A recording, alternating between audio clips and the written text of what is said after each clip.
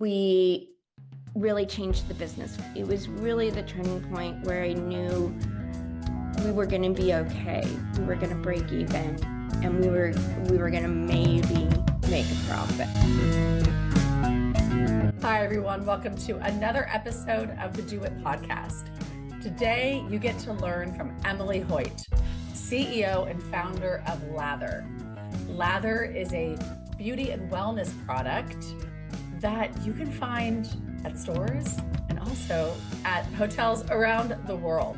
It's so exciting to have Emilie on the podcast today. Emilie and I go back to college days. And when we were in college together, Emilie really struggled with debilitating migraines. She actually had been struggling with those ever since she was a kid. But that pain and discomfort led her on the journey of creating the products that are now available to all of you today. She decided that she would roll up her sleeves and dig in and be like, why is this happening to me? And the discovery of why, which would be synthetic fragrances, she realized that maybe she's not the only one that struggles with this. And maybe her solution could help others. And it has. Please welcome Emilie Hoyt to the WIT podcast.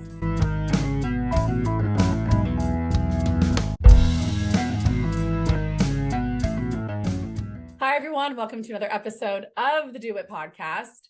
I usually don't have conversations with my guests before we start recording, but it happened with Emilie because we had not seen each other for a couple decades, but I have followed Emilie because, well, or I could say her product follows me wherever I go, because she'll just pop up into a hotel room and she'll pop up in a store that I walk by. So Emilie is the founder of LATHER, and we're going to get into why she created this product. And Emilie, I really was thinking about this as I was researching you. I mean, you were so ahead of all this clean beauty and right? Like, so what would 21-year-old Emilie think of present day Emilie? Oh gosh, that's such a good question. That's such a good question. I think she would be happy. And I'm trying to remember what 21-year-old Emilie thought about.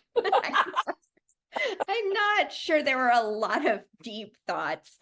But I think she would be happy. When I was 21, I was still having quite a lot of trouble with migraines. So I was in college. I was with Sarah Pepperdine. But I was still struggling to get a hold of my migraines and control my migraines. I think that 21-year-old Emilie would be happy and impressed that it's something that I struggled with sort of led me on a path to my current work and my current business. Yeah.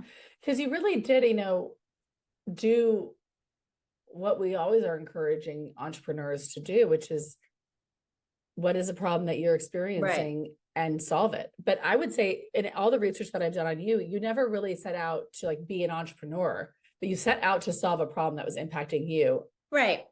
So I discovered that my migraines in part were triggered by perfume and synthetic fragrance. And I actually discovered that years even before 21, but in high school, and had to sort of eliminate it from my whole kind of beauty routine, or even just in my house. And I think that led me on a path to really look at the ingredient labels of every product I was buying and realize that there really wasn't a difference between expensive products and cheaper products. It all sort of had the exact same ingredient list. It was all marketing and fluff and sort of fake. And what I realized is that it wasn't only the products that I was using, it was that were triggering the migraines. It was products just that were everywhere, because fragrance is everywhere. It's just like somebody smoking. It's like you can stop smoking, but if people around you are smoking, it's still impacting you. It's in the air. So I became really interested in finding products that I could use, but also that I wanted to get excited about and share. And there were some great products out there, actually. I was by no means like the first, but what I found was that they were very much like an alternative. Like it was like, okay, get your Birkenstocks on and come into our little shop and find these handcrafted things. Yeah. It wasn't considered mainstream. It was very much as the same as if you had some sort of special diet and had to buy from the kosher aisle or the vegan aisle. It was like, and that I just it just didn't make sense to me. It didn't make sense to me that it was like, here are these products that are created in a attempt to be a little more healthy and good for you, but they're like an alternative if you can't buy the things that are unhealthy and making people sick. Of I'm course, thinking yeah. back to your first storefront, because Yeah. you could have gone and said, okay, I've created this product. You went from, you create it for yourself, and you start Yep. giving it to your friends, you put it in these baskets, you're sharing it with Yep. people. And then it's like, okay, let's get this out there to more people that they can get it, that aren't just my friends and family. You could have gone to stores and said, will you Yeah. carry this? Or a boutique, will you carry this? You decided to do the storefront. Can you walk us through why? Yes. Yes. And the truth is, I did do that, and I did try to get it on the shelves of stores. It was a very difficult task. When I started in 1999, when I started the company, we really didn't have e-commerce.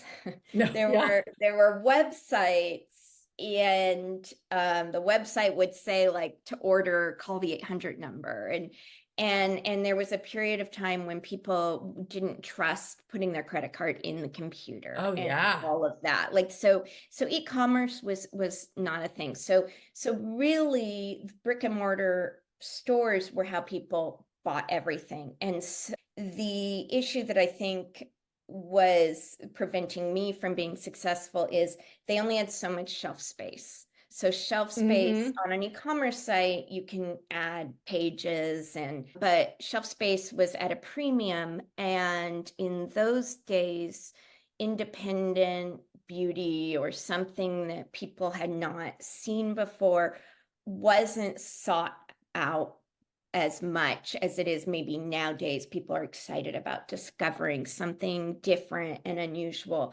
And so I wasn't successful at selling my products into stores, and for basically the reason of not having that brand recognition or brand awareness. The other issue was I didn't have a budget for fancy packaging and slick marketing materials.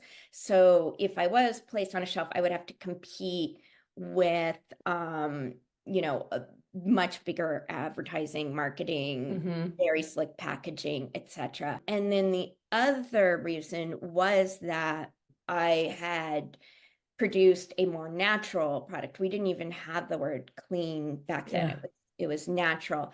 And the people I pitched to, I remember going up to Sephora. At the time I pitched Sephora, there were only 10 Sephora I was going to stores. say that I wouldn't even know Yeah, it was and they were okay. based out of San Francisco. And I flew up and I brought my whole line and I walked them through, and they looked right at me and said, well, we don't trust that your products are safe because you're using natural ingredients and we don't understand how it's preserved and if it may have bacteria or this and that. And I was just, they didn't trust it if it hadn't undergone lots of clinical testing, which at the time I didn't have the budget for. I knew my products were preserved. I did use preservatives. I did take I did microbiological tests. I did all the basic testing to make sure they were safe.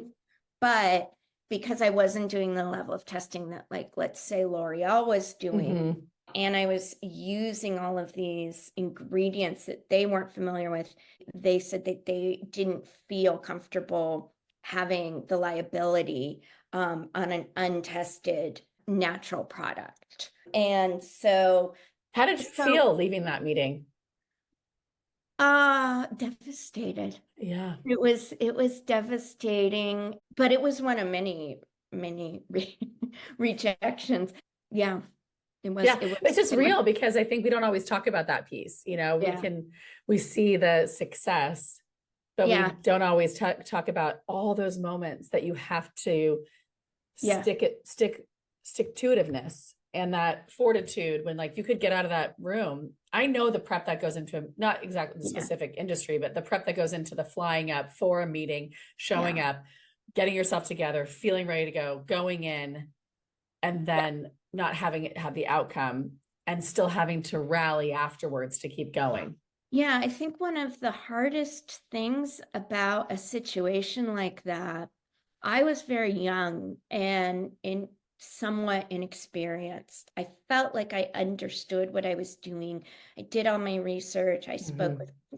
with, I worked with chemists. I worked with, but I still had a lot more I needed to learn, and I knew that.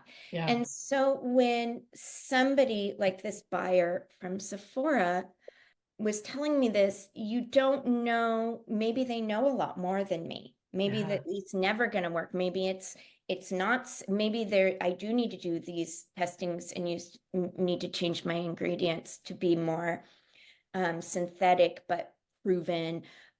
Maybe they do know what they're talking Yeah. about, and I don't know. And I think it's really hard when you're starting out to know what advice and what to listen to Mm-hmm. and adapt and what to trust yourself on.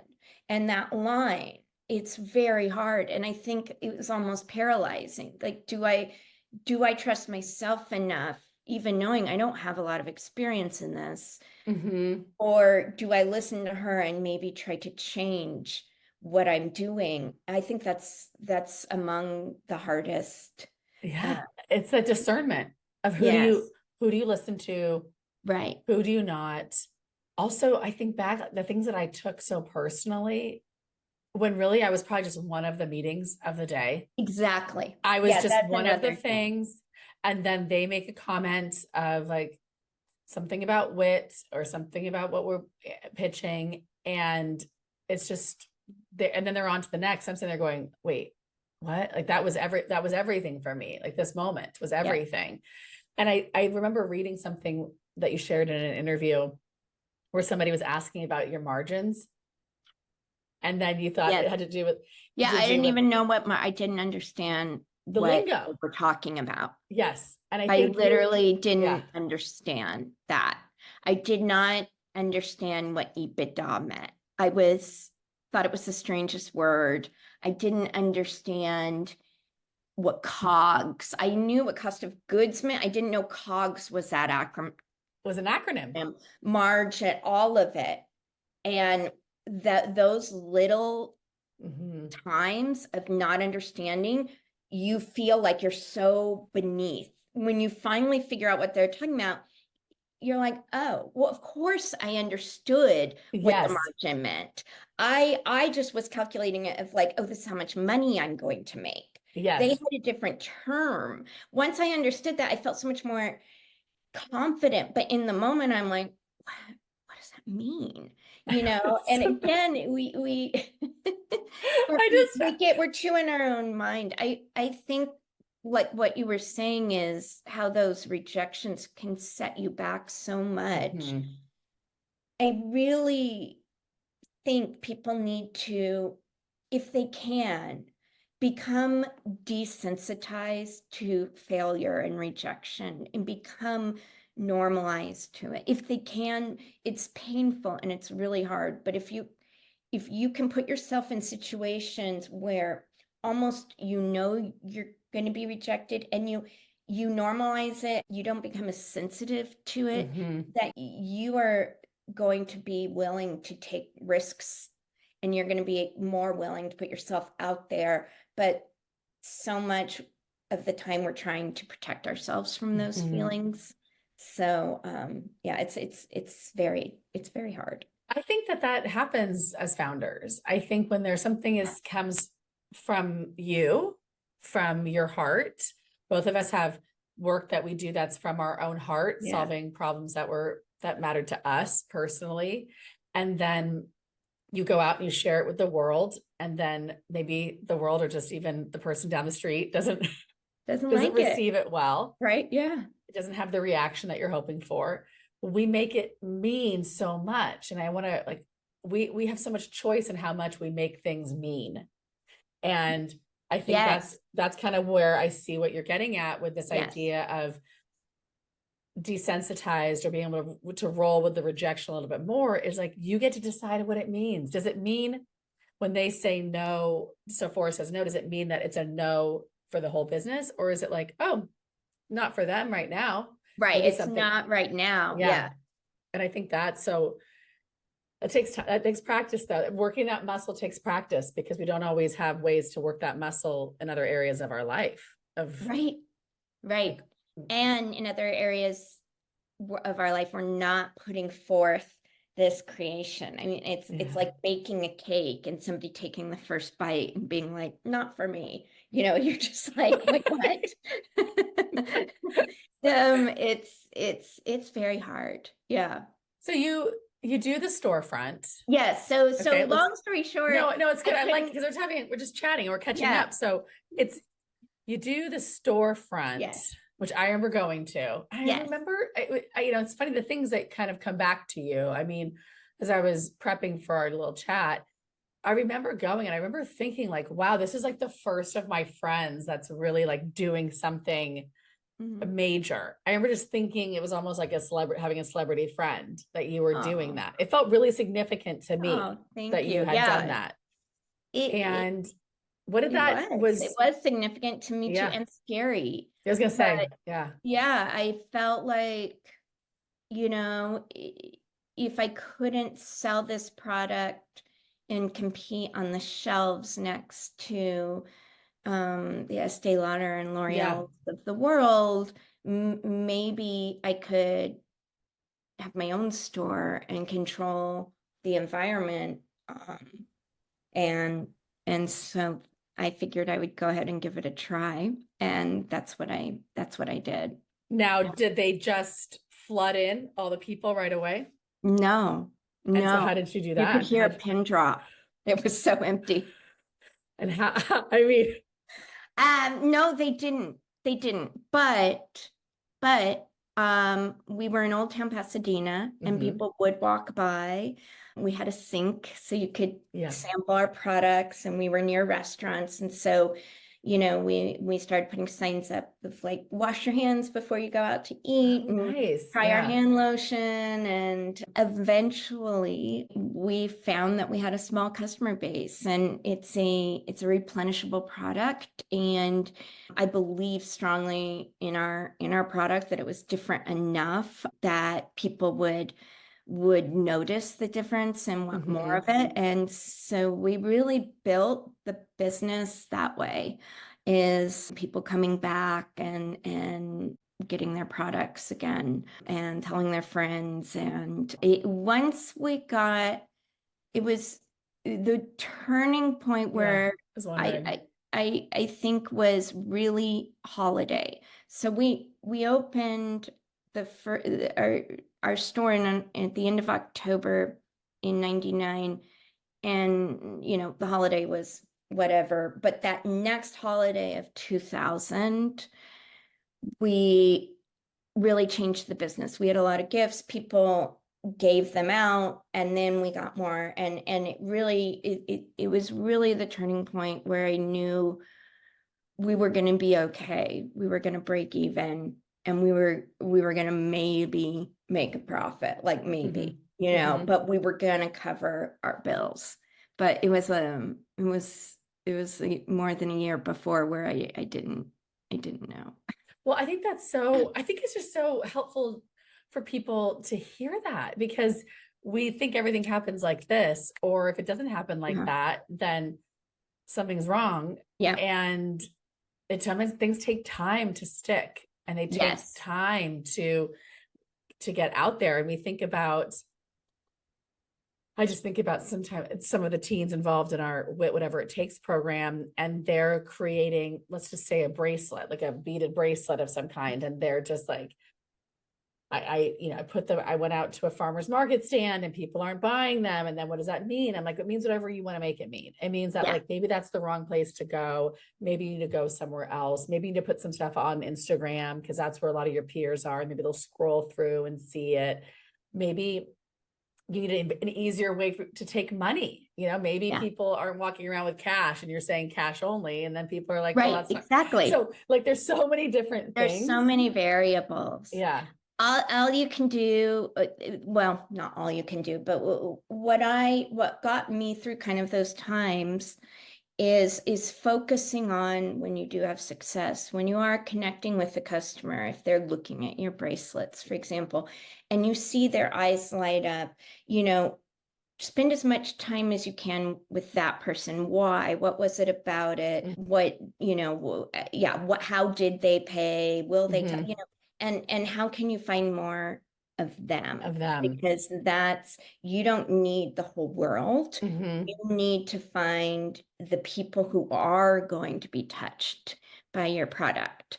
So if you can find enough of them, you'll be fine. And your product's not going to be for everybody. So that's okay.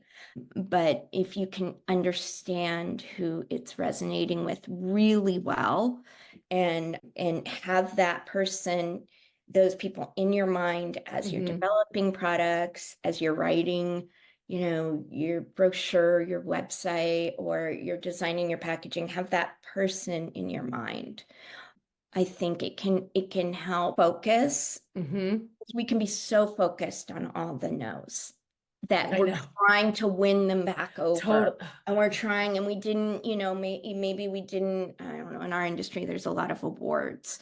We didn't win this award, and this other company did. Well, what are they doing? Let's try to do exactly what they're doing. Like, no, focus on who you are winning and what do they want, and just try to let the rest go. It's very hard though, because we're human and we want to be liked. Yes, exactly. I was thinking, you said something where you said that you're not going to be for everybody. And I think about how many times I've sat as a judge at pitch competitions and somebody opens up and they're like, so our product is for everybody. I'm like, no, it's not. Right now, I know that you don't know what you're talking about, because your product can't be for everybody. It's just not. Right. Even Uber isn't for everybody. Uber is not for a 6-year-old. So no, people will just, so it's saying something is for everybody, for me, is like a red flag. If you don't know what you're talking about, you need to get to know your customer better. Right. Get clearer on what it is you're doing. And I'm curious, I'm sure, well, you've had to do pitches. Yes. Maybe. And then I wonder if you've ever been on the receiving end of people pitching, maybe even pitching themselves to you for partnerships. Yes. What do you think makes or breaks a pitch? Well, I think you really said it. When the person who's pitching really does understand who their product is for, or if it's for my company, and the impact it's going to make them, and narrowing down the benefit and why it's different and unique. And why it's not like everything else out there. And what even if it's something small, because I mean, okay, so take your the example of a bracelet. Yeah, there's a lot of bracelets, but maybe this bracelet was made in a certain way. Even the story behind it is going to be meaningful to somebody. Maybe it symbolizes something. I mean, you need to just explain and highlight why it's so different and who it's for, rather than trying to just be as good as something else out there, or be for trend, or I even think about when I hear pitches where people don't acknowledge that there are people doing similar things. Yeah. When I hear language like, well, no one else is doing what I'm doing, and I'm thinking, Yeah. well, I know where I can buy a bracelet Yes. right Yes. now, or Yes. I know where I can get some lotion right now. Yes. So what do you mean? So Right. I would say to people, don't be afraid Yeah. to say, Acknowledge okay, this it. is what L'Oreal does, or this Yeah. is what Claire's jewelry does, whatever, but this is what we're doing different. And then the person that gets to hear is listening goes, oh, cool. So they actually know that they're not the first one on the Yeah. planet to create Exactly. yeah. And it doesn't, it can be, you can acknowledge people who are doing things well too without Yes. putting yourself down. And that's the Yes. biggest thing is like, oh, well, we don't like them, or that, it's you can acknowledge that your competitor is a leader in XYZ and Mm-hmm. how you offer something slightly different and you're the leader in this. I see a lot of people being kind of afraid to acknowledge that, and the Yes. person you're pitching believes that, so or knows or likely knows. Yes. So Oh yeah. gosh. Okay. That's so I it's fun to talk to you about these kinds of things because so much has happened in the business since hanging out at the Yes. storefront. I want to jump to how cool it was for me to go into a hotel and be going into the bathroom of my room and seeing all your product lined up Yeah. there and thinking to myself, how did that happen? How did that, do you remember how that Yeah. first one, and could you walk us through that? Because that's gotta have been such a Yeah. cool moment. It was, I got a call in, oh gosh, I want to say it was 2001. I got a call from a woman who said, I work for a hotel development group and we are developing this new hotel, and it's going to be in an Atlantic City, and we like your products. Do you do hotel products? And I said, yeah, we do hotel products. Totally. Of course we do. And what's funny about Google it hotel is products. actually we had one of our Okay. customers had a hotel in LA, but very small. I want to say like 10 rooms. And she was our customer in the Patsy store, and we did do products for her. We got little bottles and we would pump. She would say, I'm picking up an order, and we'd pump, we'd all stop everything we're doing, pump them, and she'd pick up the orders. So when this woman called me, I said, oh, yeah, we've been doing hotel products for months. We know. And she said, oh, that's great, because the president of our company was recently in Pasadena visiting the architect for this new building. And he went to your shop and he bought his wife a gift basket. And she said, oh, you really should look into this company. So I said, well, yeah, just let me know how many you need. We'll just tell the team. Figure it out. And so she said, well, we'd like you to come out. So I had never been to Atlantic City. I knew nothing about Atlantic City. I flew out there. I went into Atlantic City. Atlantic City at that time was not the nicest place. And I went into this office, and they were sitting there and they had these beautiful plans of this property. And it was going to be the first 4-star experience in Atlantic City. And it's a hotel called the Borgata. It's there now, but this was before it opened. And they said, so we're going to have 2,000 rooms. Will you be able to fulfill that? And I was like, yes. And in my mind, I'm thinking like, that's a lot of pumping. That's we're gonna be, but I just said yes, I will. And they said, well, we would like to have samples and pricing. And I said, I just kept asking questions about when are you opening? What sizes are you looking for? Who's the guest? And I went back home and called my husband and said, I think we have a really big opportunity, but I don't know how are we going to do this? And we just figured it out. I think we actually found another manufacturer, like a middleman, to help put the products together. We didn't make any money the first year, but then we figured out how to cut out that middleman and go direct and bring in the products, store the products, and deliver them. Once we had that hotel, honestly, it was the next year, this was the second hotel we were going to do. The next year I got a call, and it was a woman that's from the office of Mrs. Wen, and they had just been at the Brigada, and they knew we did that, and she wanted to know if we would do something special, something custom for her. And so we did that. So we had these two gigantic properties, and I realized, like, we have the supply chain figured out and the infrastructure now that we can go to some of these boutique properties. And what we found is, even from the first hotel, which was the Brigada, we found that our 800 number was just ringing like crazy. This is, again, before website. So we had an 800 number, and it was printed on the bottles, and so we were doing our mail order, which is what we called it back then. Our mail order business was really growing, and I thought, like, oh, this could be a really interesting avenue to getting our products to new customers. And so it really grew from that. What's one of the most recent partnerships that you've had that was really exciting for you, that you kind of were like, this feels, oh my gosh, a little pep in your step? There's so many. Well, that's a good answer. There really is. But I think some of the most special, or the ones I get excited about, that I think are really our target customer. We have a partnership with Vail Resorts, and for all the hotels in their skiing operations. It's not just Vail, but they kind of have skiing resorts everywhere.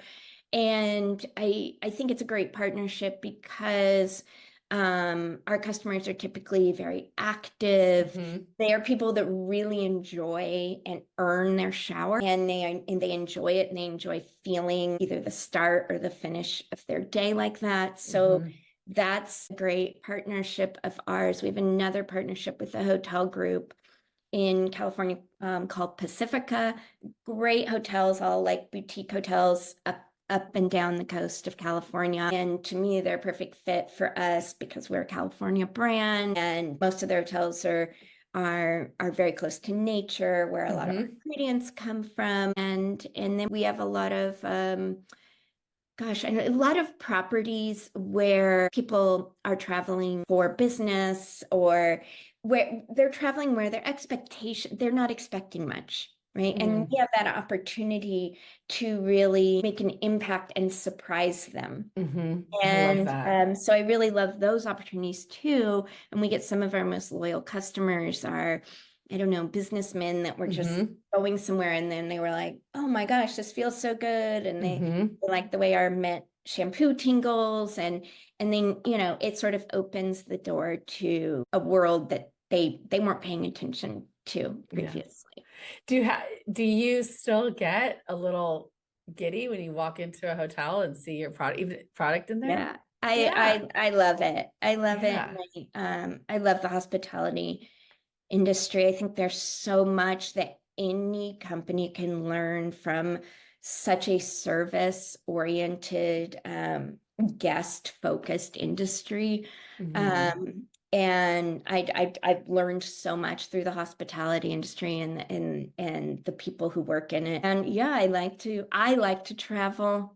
Rob, my husband, runs the different side of our business that does all custom-made products for hotel properties. So for like the Four Seasons and the Ritz-Carlton and Canyon Ranch and Breakers, and he goes to a lot of the really kind of more fancier places, and I love to tag along with him. Yeah, I was gonna say, like, I guess I on have his to meetings. Come. Yeah, it's if you have to travel for work, it's nice to be able to go to some of these amazing places. Well, we're about to get to the part of the interview where we have a special guest come in and ask you some questions.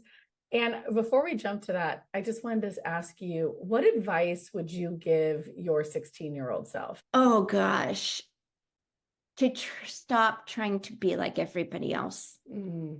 To stop trying to fit into a certain standard and pay more attention to how you're different and how you might think different, and pay more attention to your feelings, what gets you excited or what gets you nervous, just to listen more to yourself, rather than you have all the information you need about how you're doing, what might need to change, what you want to explore.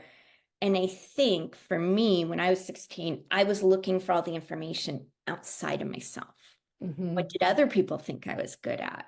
Or what did I, get a good grade in over here? Maybe I'm good at that. Like trying to understand my particular talents from everybody else, when I knew what excited me if I paid attention to it more. But that's really hard when you're 16. It's hard to do when you're 46 or Exactly. 65. Exactly. So the advice works for all of it. Yes. Okay.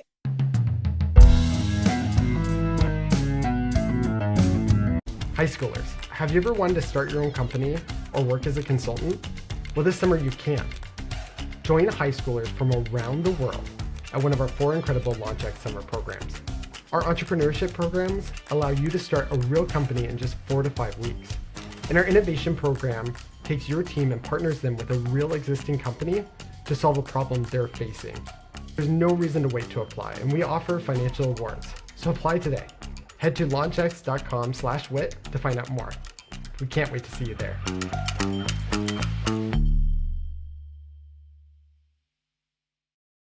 So now it's time for one of my favorite parts of the show, which is when we get to bring in a special guest to interview our podcast guest. This one is, I guess, extra special because we get to bring in Emilie's son, who's going to come in and ask some questions about his mom. Hello. Welcome to the Do WIT podcast. Do you want to kick it off with some questions? Yeah. So who has helped you in your life? Do you want to give a shout out to them here on the podcast? Yes. I think the person that's helped me probably more than anybody in the world is my husband, your father, Rob. Rob Hoyt. He's just, running a business with your spouse can be tricky to navigate. And we've had a lot of ups and downs, and it's not always been easy. But I think that we have really helped each other when one of us is struggling with something. The other one will kind of come in and sort of lift them up while they're struggling, and then vice versa. So I think he's probably helped me more than anyone. Right. Yeah. That's interesting. Dude, what is that like for you? I'm gonna break my norm of just letting our special guest just ask the questions, because this is really extra special to have a mom and son here on the podcast. I'm curious, Louis, you've seen your parents be entrepreneurs and launch their own thing. Does it make you want to do your own thing, or does it make you go, heck no, I'm not doing that? Well, I think it made me realize how much work it is to be your own boss. There's a lot more you have to do if you are your own boss, and if you're not working for someone else, like you have to stay a lot later and put in a lot more work. But of course there's more freedom with that. So kind of both. I mean, it kind of makes me at first want to maybe not work for someone else, because there's kind of less work there and less responsibility. But ultimately, I think the freedom of it makes me want to start my own thing. Because you got a front row seat to all of that, and that is, what do you think are what would be like a top lesson that you've learned, like that, by having that front row seat? Because you've watched that company grow.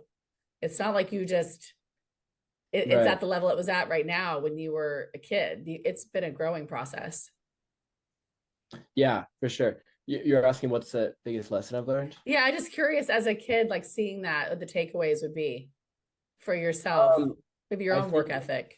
Yeah, I think it's that if you're gonna start your own business, you have to do something that you honestly really care about, because you're gonna get burnt out and want to quit after a short amount of time if you just do something that you think will make money.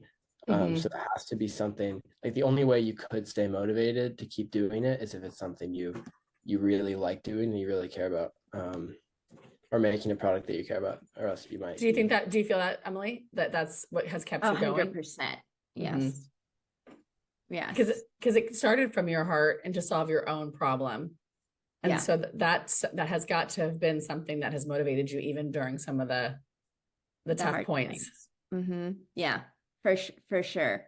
I think caring a lot about trying to draw on a bigger purpose, the product or commitment you have to your team and to your partners, your customers, your vendors, you know, to make sure it's that has to be meaningful to help motivate you during hard times. During the times and you're like, why am I doing this again? Yes. Okay, Liz, back to you. Another question. How would you describe yourself in 3 words? Oh gosh, that's difficult. I think I am creative, persuasive, and tough. Would you agree, Lewis? I think so, yeah.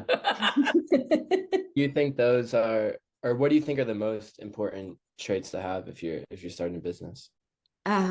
Resilience, grit, faith in yourself. What is like a thing that you do to keep yourself somewhat balanced? I mean, I know I run my own thing too.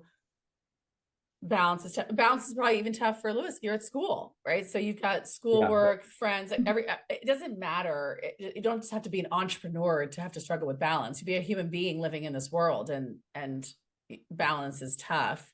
But what, for both of you, I'm curious, what is something that you do that brings you joy, that's kind of just for you, that brings you some balance? I play the piano. Lewis knows he's been stuck in the house with me practicing the piano. I like it because it requires enough focus for me. I can't just quiet my mind. Sometimes I need to shift focus. It requires enough of my brain, but a different part. And it just sort of takes me to a different place. Lewis, what about you? For me, I think it's going outside. Like right before this, I had a lacrosse practice, and I think that cleared my head a lot. Or I also like running a lot, running outside or playing tennis. So basically anything outside, especially when it's really nice weather, can clear my head. Okay, do you have one more question? What's the biggest piece of advice you have to someone who feels like they want to give up in starting something, like who feels like they can't do it, or feels like when they're starting a business, they don't have what it takes? Does that make sense? Well, if they've started and they've hit a roadblock, my advice would be to take a step back for a moment, to change your surroundings. Like you said, like get outside, go somewhere else, focus on something else for a little bit, and then look at it again. You know, Sarah and I were talking about this earlier. It can be hard to know when to pivot, when to quit, when to dig in and believe in yourself. I think sometimes there can be too much of a stigma and too much shame, in my opinion, around quitting and pausing. And I think if we eliminated that, it may even help people actually stick to it. It may have sort of a, opposite effect. But I think taking a step back and just trying to focus on something else and then looking at it with fresh eyes. Is this really the end? Is this an insurmountable obstacle? Did somebody say no to your service or product? But like we were saying earlier, can you view that as just information of, okay, they're not my customer, let me focus on this. Yeah, there's going to be a lot of hurdles And so if you're going to start your own business, you will need to try to find those tools to get through it. I think the other advice I have is to find a group of other individuals who can be mentors and give you advice, give you very honest advice, even if you don't want to hear it, but that you really trust. So if they really were saying to you, you need to relook at your offering or product before going forward, or you need to stick with it and find your customer, those two issues are usually the question in most obstacles I have found. But find people who when they give you that advice, you believe them, you trust them. They've been through that. They will be honest with you, even if you don't want to hear it. And that can help restore your faith in what you're doing. Yeah, the mentorship is huge. So huge. And with people that you actually respect, that you'll listen to them. Yes. And I think you and I grew up in the entrepreneur space where the grind was really, people were talking about the grind, like you got to grind, you got to hustle. I mean, there was this guy, Gary V, who was very much about, if you're not eating, sleeping, breathing, all of it, then, and so that was like such a thing where we would almost, I'll speak for myself, you were almost like bragging about it. And now I would never talk like that. Now I'm just like, if you're burnt out, then that means that you have a problem. Like you have to solve that. That's not a healthy way to function or live. And because I think what I was noticing is I was seeing the impact of this mindset of entrepreneurs being passed down to the younger generation. And it was interesting for me to see, oh my gosh, I don't want those young people to think, I'm seeing what's happening to them. Oh my gosh, I guess that's what's happening to me. But it meant when I saw it to younger people, I was like, oh no, I can't, I'm unsubscribing from this. Like, this is not helpful. This is not healthy. This is not a bragging rights. This is, it's not a badge of honor to be up all night. It's not a badge of honor to work 7 days a week. It's not. Yeah. Well, I want to end with, or wrap up with one question for both of you. You're both going to answer this question. Okay. I'd like to hear from each of you. What does whatever it takes mean to you? I think for me, it means digging really deep within myself, and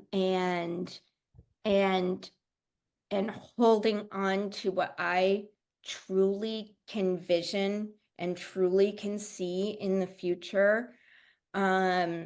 Just really holding on to that belief and faith. I think that's what it means to me. What about you, Lewis?